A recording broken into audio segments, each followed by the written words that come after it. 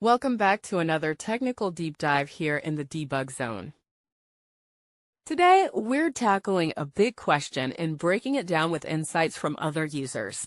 Hopefully, this clears up some misconceptions and helps you get the answer you need.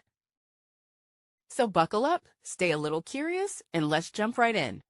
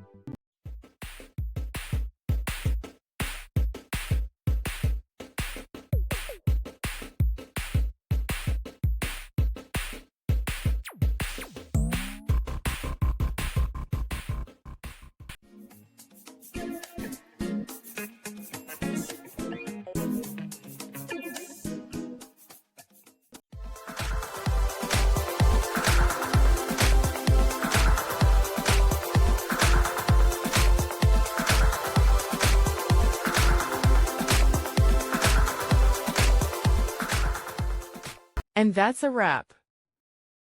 I hope you found the answer you were looking for. If you did, take a second to hit that subscribe button. It really helps out. And let me know in the comments which solution worked best for you. See you next time in the debug zone.